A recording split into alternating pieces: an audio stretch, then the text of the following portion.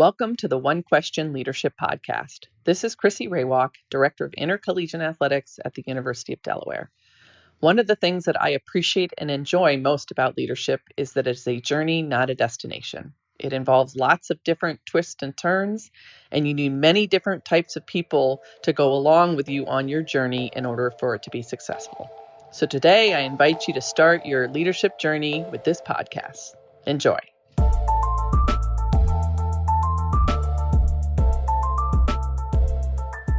Greetings, this is Ty Brown, and welcome to the One Question Leadership Podcast, where we highlight executive and organizational leadership. Be sure to follow us on Twitter and Instagram at 1Q Leadership. Our guests today are Coach Danny Rocco. Coach Rocco is the head football coach at University of Delaware. Thanks for joining us, Coach Rocco. Hi, it's great to be here. Thank you. Yes, sir. And we're also joined by Coach Glenn Caruso. Coach Caruso should be a familiar voice here on the One Question Leadership Podcast. Coach, we're lucky to have you on again. Thanks for joining us. Happy to be with you. Thanks, Ty. Now, Coach Rocco, you've been at Delaware, I think 15 seasons. Well, this is your 15th season as a head coach. You were a head coach at Richmond and Liberty prior to Delaware, and you've been in the coaching profession for roughly 35 years. And then Coach Caruso, you're working on 15 years there at University of St. Thomas, 25 years in the coaching profession. You've won a number of conference championships at St. Thomas. And for you, this is the final year playing a Division III schedule, because you guys are moving up to Division I. Gentlemen, I am excited to have you on. You guys are veterans to the profession, and I'm excited for this conversation. Happy to be here. Yep. I'll start with you, Coach Caruso. Now, you and I always talk about things like values, culture, about family, and a number of things. But when you're talking about the pandemic, which we're all dealing with, and you're talking about moving a whole football season 2 or 3 months later to the spring, which is a big difference for all of us who have ever been involved with the game of football. Talk to me about keeping the team balanced, right? Because it's a different habit that they've had for all of their careers, and you come into the fall and we're not playing a season. Talk to me a little bit about how you kept the team balanced over the last few months while, other teams around the country were playing football. Sure, yeah. And, it's obviously tough to do, and part of the imbalance is probably a portion of the education too, right? I mean, I think a lot of people, we all know what the net fallout is of a global pandemic, but let's also recognize there's probably going to be some positive unintended consequences that come from it. And one of those things is figuring out different ways to do things. And, football coaches, all coaches, but especially football coaches are creatures of habit, right? So you like the routine. You like to know when you get to your office and, you park in the same spot and you eat 4 hours and 10 minutes before game time and all that kind of stuff. But I think one of the things that this forced us to do is look at different ways to do things, get creative. And, I'm not going to sit here and say that every coach is going to move forward doing Zoom meetings for position meetings for the next 10 years, but it opened up our eyes. So I think the imbalance and the opportunity to focus more on what has to be done in order for us to grow is probably a positive. I know for us, not playing in the fall allowed us to concentrate on a lot of the other things, the supporting things.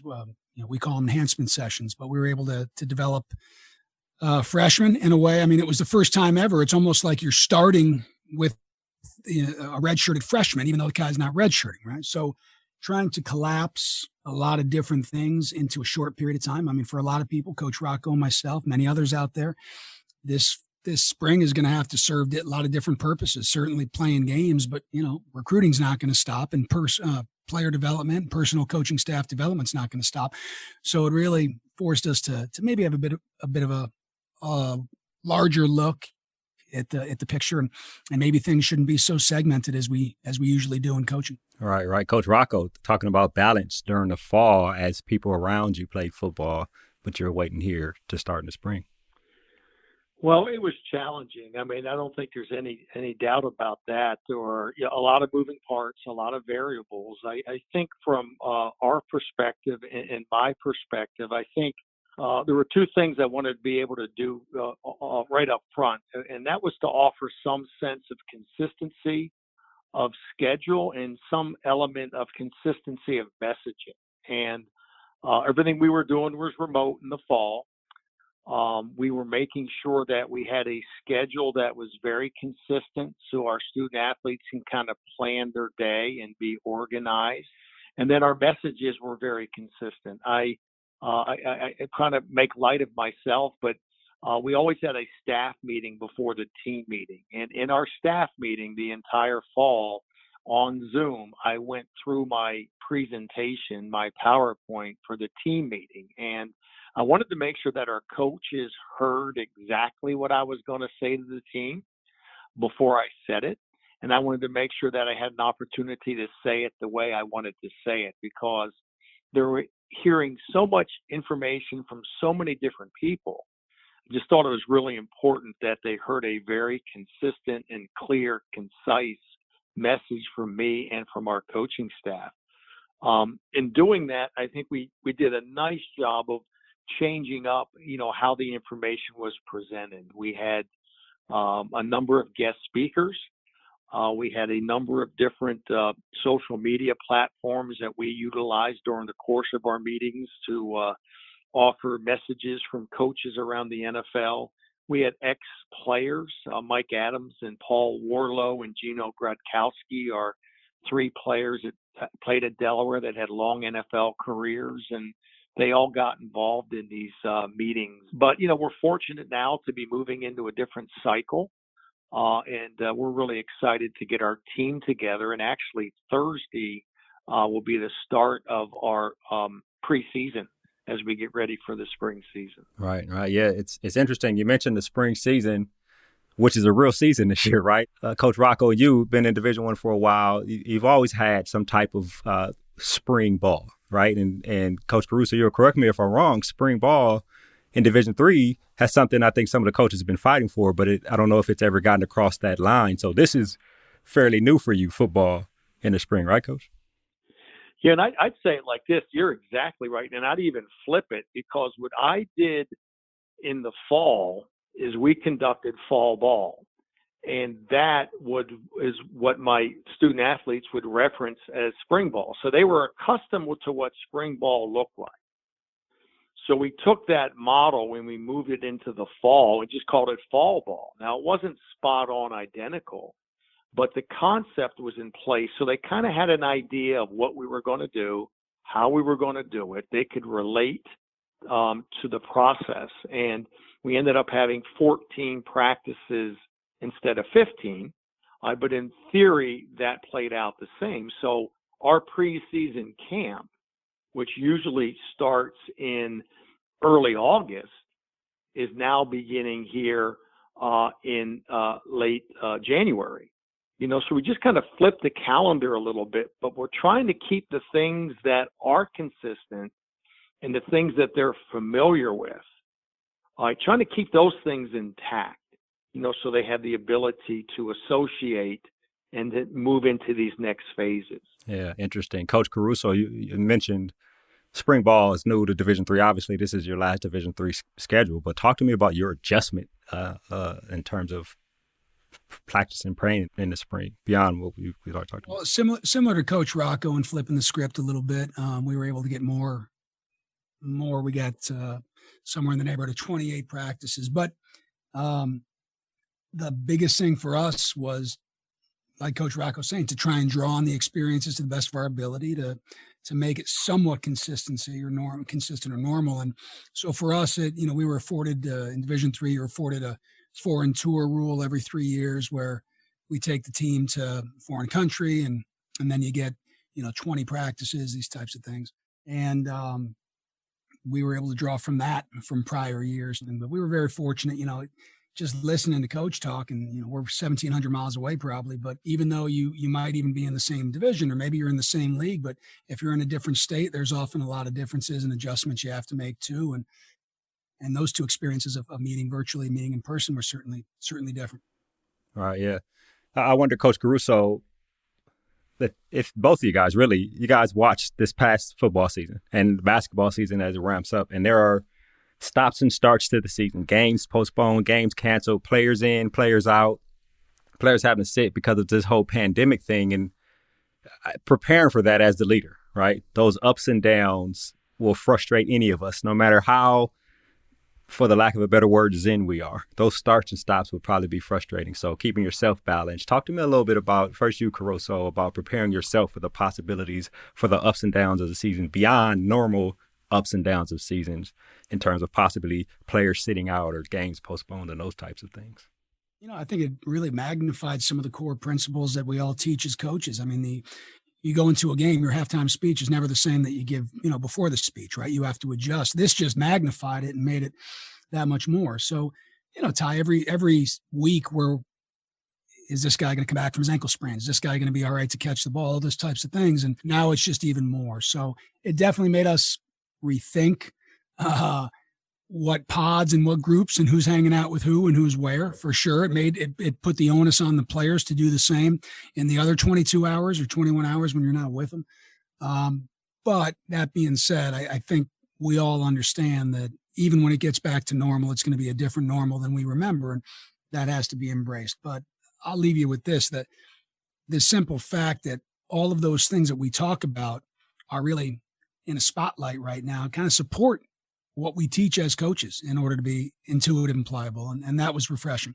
Yeah, it is. Coach Rocco, anything on that? Well, there are some great points here, Coach Caruso. I think, poise and patience, these are two words that, are very important in any organization, and any leader's got to be able to show poise and patience in certain moments. And I think these are those moments.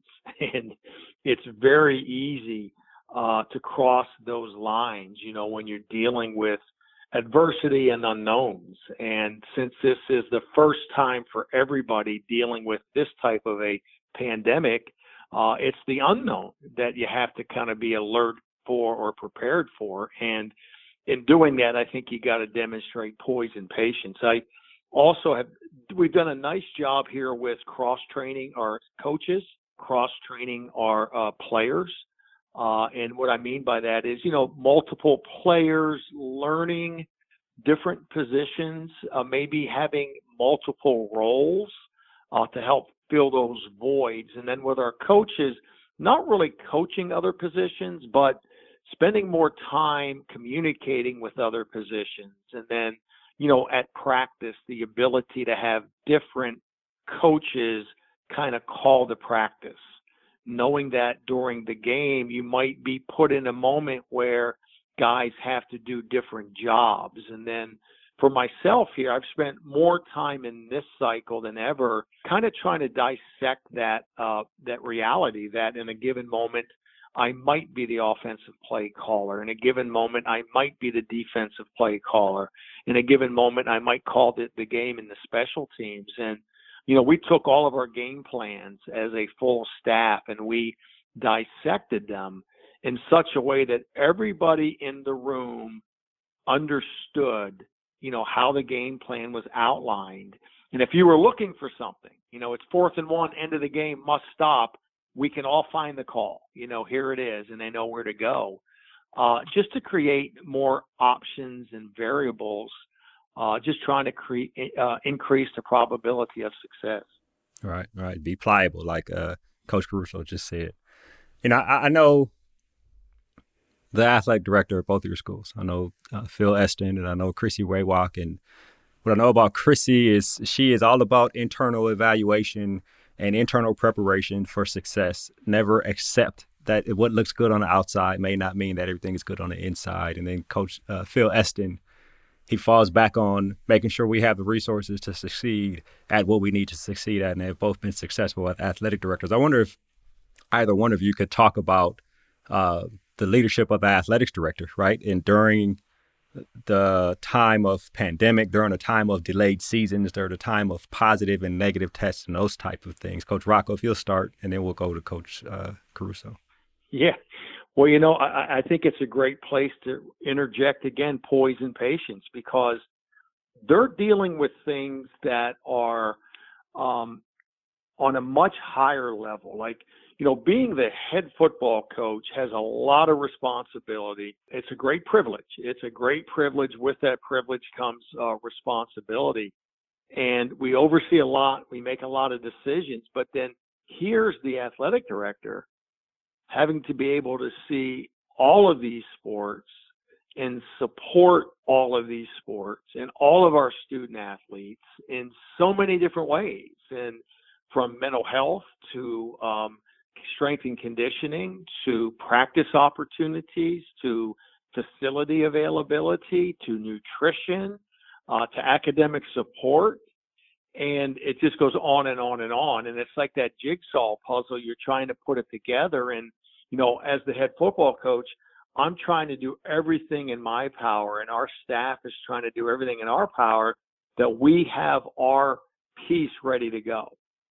And as we're getting closer and closer, we're just kind of following her leadership, the leadership of our athletic department, our school president. And when we get a chance to step into that moment, it's our job to be ready. All right, Coach Caruso, there's been a lot of figuring out, I guess, right, between what you guys are doing, making the jump to Division I, and then now you got this pandemic. I'm sure you and Phil's relationship has grown in the short time he's been there, 1.5, 2 years. I can't remember exactly how long it is, but talk a little bit about 2 years. Yep. Yeah. What's interesting to me about it is, look, we all understand that we have to pivot. And usually when we do, it's from something we want to do into something that we don't want to do, but we need to do. And one of the several things I saw about Phil's leadership, it's Phil. Phil did an amazing job. And so did our other athletic directors, guys like, Jamal Griffin, Corey Chapman, trying to figure out, okay, we were planning on playing games and figuring out how you put X amount of people in the stadium and doing all these things. And in an instant, it turned to a lot of those things that Coach Rocco was suggesting.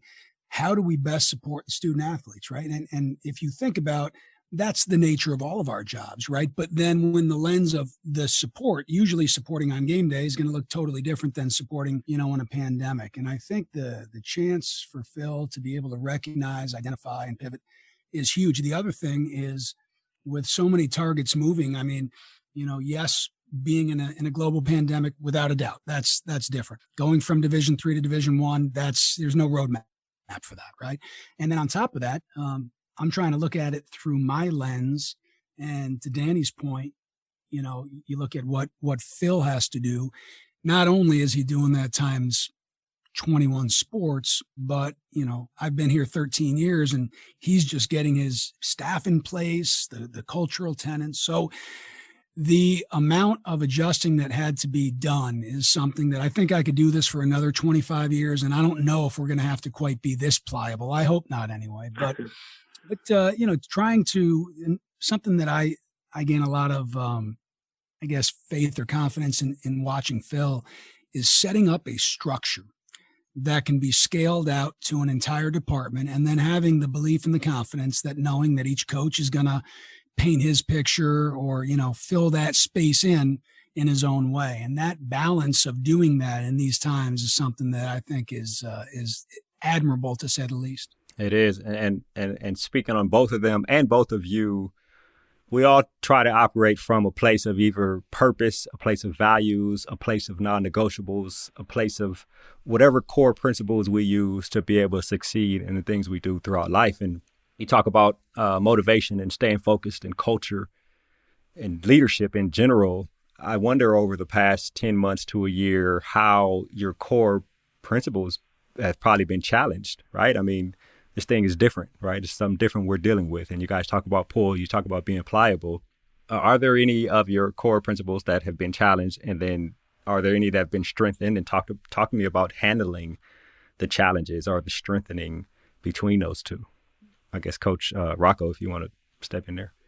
Yeah, Tai, I tell you, what a great question. And it's kind of really at the crux, I think, of what we're all trying to manage and navigate. And, every year since I've been a head coach, this is year 15, I have a program called Winning with Character and Team Unity. It's basically a character education program. And every year I focus on maybe a different theme, a different area of character development. Quite often it's a book. And kind of prior to pandemic, made a decision that this year we were going to focus on the power of the positive and grit and perseverance. And it's a book by Angela Duckworth. And it was fascinating. And as we got into February, then March and April, I'm saying, I've got the right book. This is the right book. And our staff and our student athletes did a great job with being able to look at these principles and the importance of the positive and the power of positivity, and then the importance of being able to persevere and understanding that hard work is more valuable than talent, and the reality that, showing grit in those tough times, knowing that these things were around the corner. So I think our team was served really well by that. And it was really interesting because when I brought in, again, Mike Adams played 16 years plus or minus in the NFL. He's a safety, just retired this past year. Paul Warlow had been in the league 6, 7, 8 years. Gino Gradkowski. These are all Delaware grads that were in the NFL. I brought them back to talk to the team, and they said, "Coach, what do you want me to talk about?" And I said, I've been talking to my team about the power of the positive and then grit. And they all said to a man, "Oh, by Angela Duckworth." I said, "Yeah, that book, Grit." And they said, "We've been there, we've read it, and we're familiar with the value of that book." So it was spot on, and I think it really helped a lot of our players, a lot of our student athletes kind of stay in the fight, and withstand some of these distractions. Right, which is very important.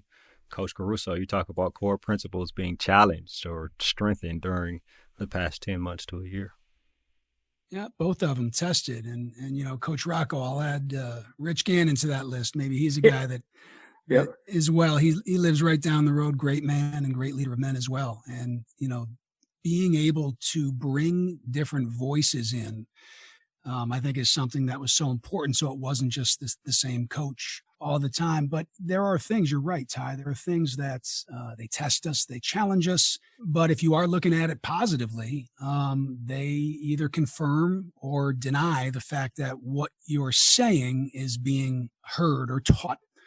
And, we can all have our PowerPoints on day one when the guys arrive and have all the ideals and ideas that we want to hold up: belief, accountability, sacrifice, and deadness and character. But instead of those being applied in a way that, I'm going to fit my C gap so my safety can fit my D gap, it's just applied in a different medium, and that's where the thing that I enjoyed the most was watching and being a part of a family, a team who, needs and wants are a big deal to us.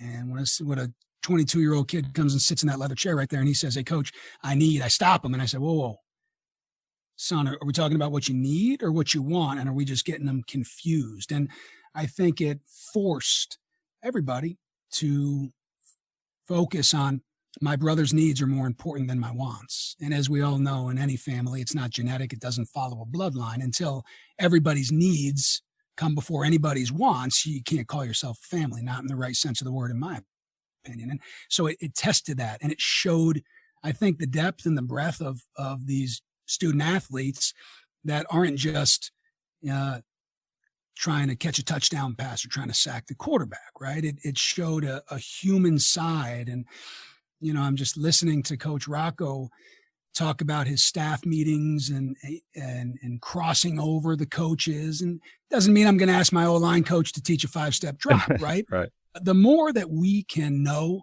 each other, know what our hot button issues are, understand the place that we come from, the more likely we are to serve each other's needs. And even though neither of us scored a point this fall, I think if you look at it through that lens, it's a big win. I worked for a long time at the American Football Coaches Association. And this time, probably 8 to 10 years ago, the whole country is at arms about, is the game of football necessary, right? Mm-hmm. But pandemic started, and I think most of the conversation, especially in college athletics, was how can we make sure we play this game because of how important it is. Obviously, there's revenue implications, which I don't even know were affected this year, right? Because nobody's in the stands type thing, but how important it is for this game to be played. And now we're talking about a spring football season. And I think you guys agree that while football will probably get back to the fall, the approach to the game will probably be a lot different based on the things we've learned over the last 10 months. And with that being said, I really appreciate the information you guys have shared. And I really appreciate you guys joining us here on the One Question Leadership Podcast. Happy to be with you. Thank you very much. I really enjoyed it. Thank you. That was Coach Danny Rocco. He's the head football coach at University of Delaware. And Coach Glenn Caruso is the head football coach at University of St. Thomas. And, of course, I'm Ty Brown with One Question. And keep in mind, The role of a leader is to create and maintain an environment that people want to be a part of. And as always, be better tomorrow than you are today.